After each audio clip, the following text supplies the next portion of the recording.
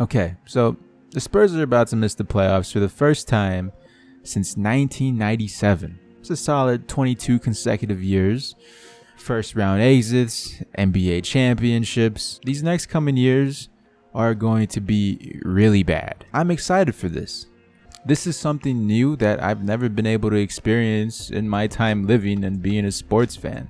With DeMar DeRozan having a player option this offseason and Aldridge having a guaranteed one-year deal next year, there's a lot of flexibility within the roster for these next couple of years. As talented as DeRozan and Aldridge are, they are not the future.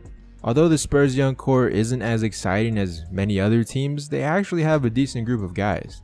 Metu, Luka, and Keldon Johnson haven't played that many games with the Spurs, but they're still hopefully time to grow and show their full potential. While DeJounte Murray and Derek White have become solid role guys with the team.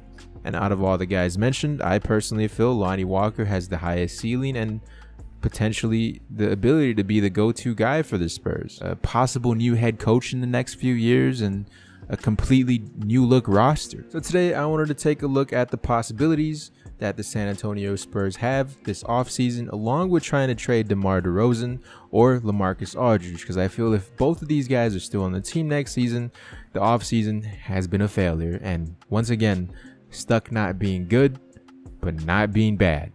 You don't want to be in the middle for too long as an NBA team. The first type of player we're going to be highlighting is the two-way contracts, being Drew Eubanks and Quinndary Weatherspoon. Two-way contracts play the majority of the year in the G League, but it allows them to get paid more and have more NBA minutes than an average G Leaguer. So for the sake of the video, we're going to keep these two guys on the roster for next year, considering they're most likely going to be re-signed as two-way contracts, and Drew Eubanks might even get an actual contract with the Spurs or a different team. Followed by the two key free agents that the Spurs have this offseason, Bryn Forbes and Marco Bellinelli. Forbes is definitely getting paid this offseason, and in this video I drew up some situations where the Spurs keep him and where they let him walk. Then we have the less important restricted free agent, Jakob Poeltl. He's definitely going to be a Spur next year unless they decide to trade him or even make him an unrestricted free agent, because no team is overpaying for Jakob Poeltl this year. And then the most important free agent with the player option, DeMar DeRozan. Is he going to pick it up? Is he going to decline it and want to sign and trade? Or is he just going to walk? As much as I loved DeRozan last year with the Spurs, this year his role was a whole lot different with the healthy set of guards. The first trade I have trying to help the Spurs move on from these two players is trading DeMar DeRozan to the Brooklyn Nets for Spencer Dinwiddie and Taurean Prince. I don't think the Nets would give up any more young assets like a guy like Jared Allen or a first round pick, maybe a second round pick, but the salaries match up, and the Brooklyn Nets are looking for a third guy to go alongside Kevin Durant and Kyrie Irving. DeMar DeRozan makes sense. Spencer Dinwiddie recently bought a house in San Antonio, which is weird considering it's San Antonio. Nobody comes here. This could be a potential trade, or it could just be because he's married to Andre Roberson's sister and she lives here. It's a small world. But I like the value that the Spurs were able to get from DeRozan, considering they don't have leverage here. By doing this trade, they would obviously downgrade in a player like DeRozan, but it would give them two solid starting spots in Dinwiddie and Prince, not to mention giving some of the young guys more run like Lonnie Walker. With these two new players added, the Spurs offseason wouldn't be able really to sign much more players, so I have them signing Andre Roberson just because they're like brother-in-laws or something like that.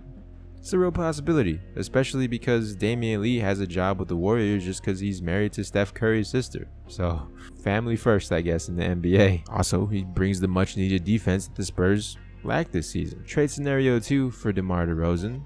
I have him being traded to the Miami Heat for Kelly Olynyk. Straight up, the Heat have a lot of cap space this upcoming offseason. They're also looking for that guy to go alongside Jimmy Butler. DeMar DeRozan could be the guy, along with getting a salary dump, only really having to take on Kelly Olynyk, and or possibly doing a sign and trade with another free agent that they have. Kelly Olynyk just looks like a Spur, doesn't he? He's definitely the Spurs type. With the dump of salary, I have the Spurs being able to sign two solid 3-and-D guys that bring the defense, the much needed defense that the Spurs are lacking. Mo Harkless and Jay Crowder. Jay Crowder being the guy I was talking about earlier, possibly doing a sign and trade with DeMar DeRozan, being packaged with Kelly Olynyk. But It's a solid team. I'd be happy with this team. But what if DeMar DeRozan stays with the Spurs next season? Well, the other guy that has to go, LaMarcus Aldridge. It's been pretty clear that Aldridge hasn't enjoyed a lot of his time with the San Antonio Spurs and that he wants to retire as a Portland Trailblazer. He's getting up there in age, so we made a trade for sending LaMarcus Aldridge back to the Blazers for Jusuf Nurkic and Trevor Ariza. Trevor Ariza brings the 3-and-D, and Jusuf Nurkic fills in that LaMarcus Aldridge role, being a center. And this is the most realistic Blazer trade I could think of, sending LaMarcus back home. They don't have that many signed guys under contract, and Trevor Ariza being only partially guaranteed for next year.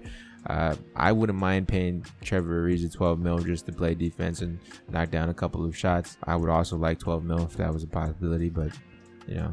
He'll also be able to ease Lonnie Walker into that starting spot, probably like at the midway point of the season. And for the other signing, I have them signing Glenn Robinson, another 3-and-D type guy, because that's what the Spurs definitely needed this year. I mean, they had one, but Popovich didn't really like him. I don't know why. And as the trade scenario 2 for Aldridge, the least realistic one would be Aldridge for Jusuf Nurkic and Zach Collins. Aldridge got like a few years left in him at being like one of the top power forwards in the league, if not only a year left. So I don't think the Blazers would want to give up this much for a older LaMarcus Aldridge. I only have this trade here because maybe the Blazers don't guarantee Trevor Ariza's contract and they have no assets to trade for LaMarcus Aldridge. So it'd really be the only trade that the Blazers would be able to do, unless they do a disgusting sign and trade with Hassan Whiteside. But let's hope that doesn't happen. Well, if these trades do go down, I have them signing a solid 3-and-D veteran in Thabo Sefolosha. It's all about the 3-and-D. Man, I miss Danny Green sometimes. So those are a few ways I feel the San Antonio Spurs can improve this offseason and improve for next year without having to completely rebuild. But a complete rebuild would also be nice in trading DeMar DeRozan and Aldridge. Let me know how you feel about this. Did you like it? Did you dislike it? If you did, I'd be more than happy to do some more of these types of videos. Let's talk about it. Click on some of these other videos on screen, and I'll talk to you in the next one. Thank you for watching.